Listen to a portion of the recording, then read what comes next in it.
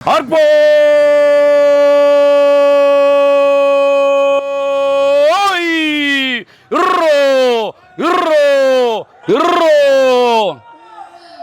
അതാണ് വൈബ് അല്ലേ? അതാണ് വൈബ്.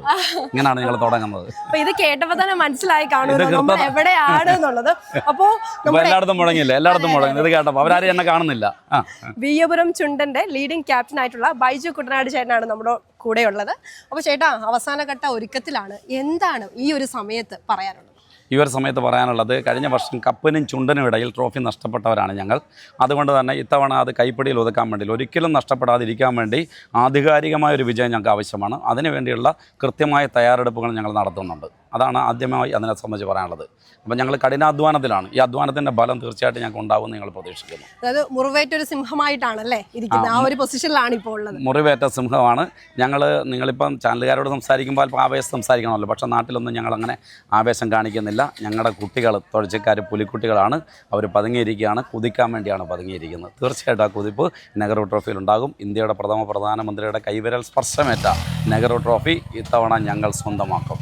അതോടൊപ്പം തന്നെ നമ്മുടെ ക്യാപ്റ്റൻ ബിഫി വർഗീസ് ചേട്ടനെ പറ്റി എന്താണ് പറയാനുള്ളത്? ബിഫി വർഗീസ് ചേട്ടനെ ഞങ്ങൾക്ക് കിട്ടി. ചങ്ങനാശ്ശേരിക്കാരനാണ്, സ്വദേശിയാണ്. കുട്ടനാട് വളരെ ചേർന്ന് കിടക്കുന്ന പ്രദേശത്തുള്ളതാണ്. ഞങ്ങളുടെ ടൗണാണ് ചങ്ങനാശ്ശേരി എന്ന് പറയുന്നത്. ആലപ്പുഴ, ചങ്ങനാശ്ശേരി, കോട്ടയം ജില്ല, ചങ്ങനാശ്ശേരി, അങ്ങനെയാണ്. അപ്പോൾ ഹൃദയം ഞങ്ങളെല്ലാം ചങ്ങനാശ്ശേരിയിലൊക്കെ പഠിച്ച ആളുകളാണ്. അപ്പോൾ തീർച്ചയായിട്ടും ചങ്ങനാശ്ശേരിയായിട്ട് ബന്ധമുണ്ട്. ചങ്ങനാശ്ശേരിയിൽ നിന്ന് ഞങ്ങൾക്ക് ആദ്യമായിട്ടാണ് വില്ലേജ് ബോട്ട് ക്ലബ് കൈനഗിരിക്ക് ഒരു captain. Village boat club Kainakary എന്നല്ല, ഈ വള്ളംകളി മേഖലയിൽ ആദ്യമായിട്ടാണ് ഒരു ചങ്ങനാശ്ശേരി സ്വദേശിയായ ഒരു ക്യാപ്റ്റനെ ഞങ്ങൾക്ക് കിട്ടുന്നത്.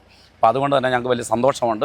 മാത്രമല്ല, ഞങ്ങളോട് വളരെയധികം സഹകരിക്കുന്ന ആൾ. ഞങ്ങൾ എന്ത് ആവശ്യം പറഞ്ഞാലും ഉടൻ തന്നെ, അദ്ദേഹം സ്ഥലത്തില്ലെങ്കിൽ പോലും, അദ്ദേഹം പലപ്പോഴും സ്ഥലത്തുണ്ടാവാറില്ല, അദ്ദേഹം സ്ഥലത്തില്ലെങ്കിൽ പോലും ചമ്പക്കുളം വള്ളംകളിയായിട്ട് ബന്ധപ്പെട്ട് ഞങ്ങൾക്ക് നെഹ്റു ട്രോഫിയിലെ ക്യാപ്റ്റൻ ആണെങ്കിലും ചമ്പക്കുളം വള്ളംകളിയിൽ ഞങ്ങളുടെ പെർഫോമൻസ് കാണാൻ വേണ്ടി അദ്ദേഹം അവിടെ സമയം കണ്ടെത്തി വന്നിരുന്നു. അദ്ദേഹത്തിൻ്റെ മാനേജർ ജീൻ ഇവിടെ എല്ലാ ദിവസവും മിക്കവാറും എത്തുന്നുണ്ട്. ഞങ്ങളുടെ ആവശ്യങ്ങൾ നിറവേറ്റുന്ന കാര്യത്തിൽ അദ്ദേഹം ശ്രദ്ധാലുവാണ്. അതാണ് അദ്ദേഹത്തെക്കുറിച്ച് പറയാനുള്ളത്. ഞങ്ങൾക്ക് അദ്ദേഹത്തെ കിട്ടിയത് ഞങ്ങളുടെ ഭാഗ്യമാണ്. ഈ കഴിഞ്ഞ വർഷത്തെ ഒരു കപ്പ് നഷ്ടം എന്ന് പറയുന്നത് വലിയൊരു നഷ്ടമല്ലേ? അപ്പോൾ ആ ഒരു നഷ്ടത്തെ മറികടക്കാൻ വേണ്ടി നമ്മൾ ഒരുപാട് കാര്യങ്ങൾ ഇത്തവണ ശ്രദ്ധിക്കേണ്ടതായിട്ടില്ലേ? അതെല്ലാം ഒരുമാതിരിപ്പെട്ട എല്ലാ കാര്യങ്ങളും നികത്തിക്കൊണ്ട് തന്നെയാണോ ഇപ്പോൾ ഈ പ്രാക്ടീസിംഗ് ഒക്കെ നടക്കുന്നത്? തീർച്ചയായിട്ടും. പരിശീലനം എന്ന് പറയുന്നത് നമ്മുടെ തെറ്റുകൾ തിരുത്താനുള്ള ഒരു അവസരമാണ്. ഞങ്ങൾ 35 ദിവസം പരിശീലനമാണ് ഇപ്പോൾ നടത്തിക്കൊണ്ടിരിക്കുന്നത്. അപ്പം നമ്മുടെ പതുക്കെ തുടങ്ങിയിട്ട് അവസാനത്തിലേക്കാണ് നമ്മൾ സ്പ്രിൻറ്റിലേക്ക് കൊണ്ടുവരുന്നത്. ആദ്യം ഞങ്ങൾ ലോങ് ട്രെയിനിങ് ആണ് കൊടുക്കുന്നത്. ഒപ്പം തന്നെ വെയിറ്റ് ട്രെയിനിങ് ഉണ്ട്. വെയിറ്റ് ട്രെയിനിങ് ചെയ്യുന്ന അവരുടെ എൻഡുറൻസ് വർദ്ധിപ്പിക്കാൻ വേണ്ടിയാണ്, അവരുടെ കായികക്ഷമത, ഒപ്പം തന്നെ അവരുടെ പവർ വർദ്ധിപ്പിക്കാൻ വേണ്ടിയിട്ടാണ്. അത് അവസാനം വെയിറ്റ് ട്രെയിനിങ് കുറച്ചിട്ട് ലാസ്റ്റ് സ്പ്രിൻറ്റിലേക്ക് കിടക്കും. അപ്പോൾ ആ നിലയിൽ 35 ദിവസം, കഴിഞ്ഞ വർഷമൊക്കെ 20-25 ദിവസമാണ് പരിശീലനം ഉണ്ടായിരുന്നത്.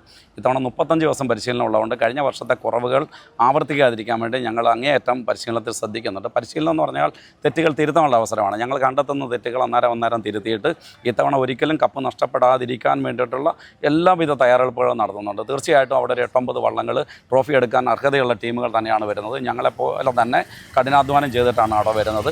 അവിടെ വരുമ്പോഴേക്ക് ആ ട്രാക്കിൽ അന്നുണ്ടാകുന്ന കാലാവസ്ഥാ വ്യതിയാനം, അതുപോലെ തന്നെ അവിടുത്തെ ആ ജനബാഹുല്യം, ഇതൊക്കെ തന്നെ മത്സരത്തെ ബാധിക്കാറുണ്ട്. ഒപ്പം ഓളപ്പരപ്പിലുണ്ടാകുന്ന സാഹചര്യങ്ങൾ, ട്രാക്ക് തുല്യനീതിയാണെന്ന് പറഞ്ഞാലും ചെറിയ വേരിയേഷൻ ട്രാക്കിലുണ്ടാകും. ഓരോ ട്രാക്കിലും ഞങ്ങൾ പോയിട്ട്, ഇന്ന് ഞങ്ങളുടെ ട്രാക്ക് ആൻഡ് റൈഡ് ദിവസമാണ്, ഇന്ന് ഞങ്ങൾ പോയിട്ട് ഓരോ ട്രാക്കിലും പരിശീലനം നടത്തും. ട്രാക്കിൻ്റെ വേരിയേഷൻ മനസ്സിലാക്കും. ഏത് ട്രാക്ക് കിട്ടിയാലും 22-ാം തീയതിയാണ് ട്രാക്കും ഹീറ്റ്സ് തീരുമാനിക്കുക. അപ്പോഴേ നമുക്കറിയത്തുള്ളൂ ഏത് ട്രാക്കിൽ നമ്മൾ മത്സരിക്കുക എന്നുള്ളത്. ഹീറ്റ്സിൽ എവിടെ ആയിരിക്കും, ഫൈനലിൽ എവിടെ ആയിരിക്കും എന്നുള്ളത്. അപ്പോൾ ടൈമിൻ്റെ അടിസ്ഥാനത്തിലാണ് ഇപ്പം നമ്മൾ ഫൈനലിനാർത്ഥികളെ തീരുമാനിക്കുക. ഫൈനലിനാർത്ഥികൾ തീരുമാനിക്കുന്ന ടൈമിൻ്റെ അടിസ്ഥാനത്തിലായിരുന്നില്ല നേരത്തെ. ഇപ്പോൾ അതായി എന്നുള്ളത് ഒരു തുല്യനീതിയാണ്. കണ്ട് ഏതെങ്കിലും ഹീറ്റ്സ് ജയിച്ചാൽ പോലും ഫൈനൽ വരുമായിരുന്നു. ഇപ്പോൾ അങ്ങനല്ല. ഒരു ഹീറ്റ്സ് ഞങ്ങൾ കഴിഞ്ഞ വർഷം മത്സരിച്ച ഞങ്ങളുടെ ഹീറ്റ്സിലുണ്ടായിരുന്ന വിയ്യപുരം ചുണ്ടൻ, നിരണം ചുണ്ടൻ, അതുപോലെ തന്നെ കൊമരകം ടൗൺ ബോട്ട് ക്ലബിൻ്റെ ചുണ്ടൻ, ഈ 3 വള്ളങ്ങളും ഫൈനലിൽ വീണ്ടും വന്നു. ഞങ്ങൾ മത്സരിച്ചെന്നുള്ളതാണ്. അപ്പം അതൊരു തുല്യനീതിയാണ്. കാരണം സമയത്തിൽ ഏറ്റവും മികച്ച ആളുകൾ തന്നെ വരുന്നതുകൊണ്ട് മത്സരം എപ്പോഴും തുല്യമായിട്ട് വരും. 4 വള്ളങ്ങളും മൈക്രോ സെക്കൻഡ് വ്യത്യാസം ഫിനിഷ് ചെയ്യുമ്പോൾ കാണികൾക്ക് വലിയ ആവേശം ഉണ്ടാകും. അപ്പോൾ അത് ഇത്തവണയും ഈ 8-9 വള്ളങ്ങൾ നെഹ്റു ട്രോഫിക്ക് തന്നെ വരുന്നതാണ്. അപ്പോൾ ആ മത്സരം കടുത്തതാണ്. ആ കടുത്ത മത്സരത്തെ അതിജീവിക്കാൻ കഴിയുന്ന ഒരു മാനസികാവസ്ഥ കൂടി പ്ലേയേഴ്സിനുണ്ടാകും. വെറും പരിശീലനം മാത്രമല്ല, അപ്പം മാനസികാവസ്ഥയിൽ കൂടി ആ കഠിനമായ മത്സരത്തെ അതിജീവിച്ച് ജയിക്കാനുള്ള മാനസികാവസ്ഥ ഉണ്ടാകാൻ വേണ്ടിയുള്ള പരിശീലനം കൂടി ഞങ്ങൾ കൊടുക്കുന്നുണ്ട്.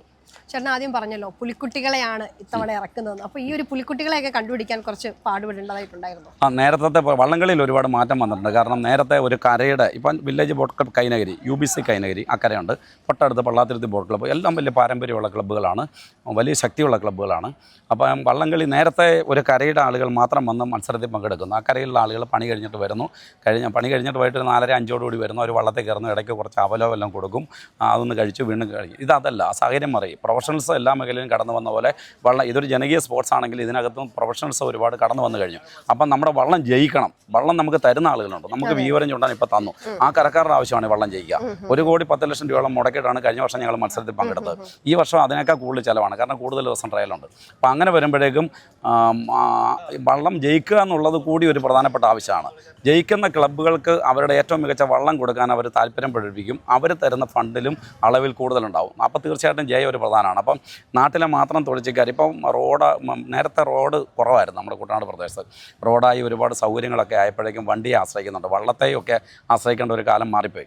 അങ്ങനെ വരുമ്പോഴേക്കും ഈ വള്ളത്തെ ആശ്രയിക്കുന്ന കാലത്ത് ഞങ്ങൾ എപ്പോഴും വള്ളത്തിലായിരുന്നു ജീവിച്ചുകൊണ്ടിരുന്നത്. അപ്പോൾ തുഴച്ചിൽ ഞങ്ങളുടെ ഭാഗമായിരുന്നു, ജീവിതത്തിൻ്റെ ഭാഗമായിരുന്നു. ഇപ്പോഴും വെള്ളവും ഒക്കെ ജീവിതത്തിൻ്റെ ഭാഗമാണെങ്കിലും ഒരുപാട് മാറ്റം വന്നിട്ടുണ്ട്. അപ്പോൾ കേരളത്തിൻ്റെ വിവിധ ഭാഗങ്ങളിലുള്ള തുഴച്ചിക്കാർ അവരെ നമ്മൾ സെലക്ട് ചെയ്യും. കായിക ശേഷിയുള്ള തുഴച്ചിക്കാരെ കൊണ്ടുവന്നിട്ട് ഒരു 150 വരെ ക്യാമ്പിൽ കൊണ്ടുവരുന്നു. അതിൽ നിന്ന് ഞങ്ങൾക്ക് ആവശ്യമുള്ള ഒരു 125 വരെ സെലക്ട് ചെയ്യും. അവസാനം 110 നമ്മൾ കട്ട് ചെയ്യും. അപ്പോൾ 110 കട്ട് ചെയ്യുമ്പോൾ ഈ 150 പേരിൽ നിന്ന് ഏറ്റവും നല്ല കായിക ശേഷിയുള്ള നല്ല തുഴയാൻ കരുത്തുള്ള ആളുകളെയാണ് നമ്മളെടുക്കുക. ഓരോ ദിവസം പോകുമ്പോഴും അവരുടെ കരുത്ത് നഷ്ടപ്പെടാതെ ചോരാതെ കൂടുതൽ വർദ്ധിച്ചു വരുന്നവരുണ്ട്. അവരെയാണ് നമ്മളെടുക്കുക. ഇപ്പോൾ അതും കഴിഞ്ഞിട്ട് ഇപ്പോൾ കേരള സംസ്ഥാനം വിട്ട് അന്യ സംസ്ഥാനത്ത് വന്നു, അതായത് ഇന്ത്യയുടെ വിവിധ ഭാഗങ്ങളിൽ നിന്നുള്ള തുഴച്ചിക്കാർ വരുന്നുണ്ട്. അപ്പം വിവിധ ക്യാമ്പുകളിൽ ഒരുപാട് ആളുകളുണ്ട്.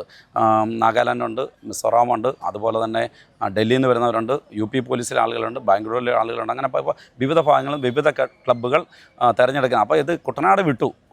കുട്ടനാടിൻ്റെ ജീവിതത്തിൻ്റെ തുടിപ്പാണ്, ഹൃദയവികാരമാണെന്നൊക്കെ ഇപ്പോഴും നമ്മൾ പറയും. അത് അങ്ങനെ തന്നെയാണ്. പക്ഷേ എന്നാൽ പോലും ഇതിൽ പങ്കാളിയാകുന്നവർ കുട്ടനാടിന് അപ്പുറത്തേക്ക്. അപ്പോൾ വള്ളംകളിയുടെ പ്രശസ്തിയും പ്രസക്തിയും കേരളത്തിനപ്പുറത്തേക്ക് വ്യാപിച്ചു. ഞങ്ങളുടെ ക്യാമ്പിൽ ഇപ്പം നിങ്ങൾക്ക് മലപ്പുറംകാരെ കാണാം, കൊല്ലംകാരെ കാണാം, തിരുവനന്തപുരംകാരെ കാണാം, കോട്ടയംകാരെ കാണാം, ആലപ്പുഴ ജില്ലക്കാരെ കാണാം. അപ്പോൾ അങ്ങനെ വിവിധ ജില്ലയിലുള്ള ആളുകൾ, ഇടുക്കിക്കാരുണ്ട്. അപ്പോൾ അങ്ങനെ വിവിധ ജില്ലയിലുള്ള ആളുകൾ നമ്മുടെ സ്പോർട്സിലേക്ക് ഇതിൻ്റെ ഭാഗമായിട്ട് വരുന്നുണ്ട്. കേരളത്തിന് പുറത്തുള്ള ആളുകൾ നമ്മുടെ ക്യാമ്പിൽ കുറവാണ്. പക്ഷേ വിവിധ ക്യാമ്പുകൾ, നമ്മുടെ ക്യാമ്പിൽ 4 പേര് മാത്രമാണുള്ളത്.